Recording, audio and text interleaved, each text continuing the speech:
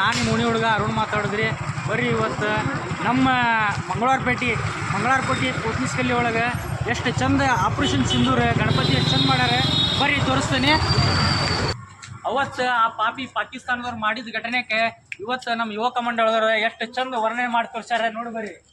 ಅಂದು ದಿನಾಂಕ 22/4/2025 ಎಷ್ಟೋ ಕುಟುಂಬಗಳು ಕಾಶ್ಮೀರದ ಪಹಲ್ಗಾಮ್ ಪ್ರವಾಸಕ್ಕೆ ತೆರಳಿದರು. ಆದರೆ ಅದೇ ದಿನದಂದೇ ದೂಚ ಹಾಗೂ ನೀಚ ಪಾಕಿಸ್ತಾನಿ ಭಯೋತ್ಪಾದಕರು ದಾಳಿ ಮಾಡಿ ನಮ್ಮ ಧರ್ಮದ ನಾರಿಯರ ಸಿಂಧೂರು ಇಲ್ಲದಂತೆ ಮಾಡಿದರು.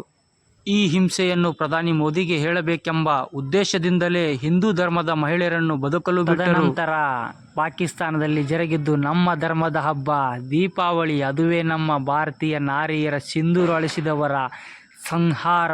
ಅದುವೇ ಕುಂಕುಮದ ಪ್ರತೀಕಾರ ಆಪರೇಷನ್ ಸಿಂಧೂರ್. ಇಷ್ಟು ಚೆನ್ನಾಗಿ ವಿವರಣೆ ಮಾಡಿದ ಪೋತ್ನಿಸ್ಕಲ್ಲಿ ಯುವಕ ಮಂಡಳಿಯವರಿಗೆ ಸಾರ್ವಜನಿಕರಿಂದ ನಮನಗಳು.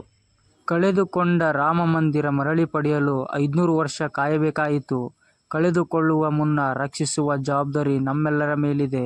ಧರ್ಮೋ ರಕ್ಷಿತ ರಕ್ಷಿತಂ.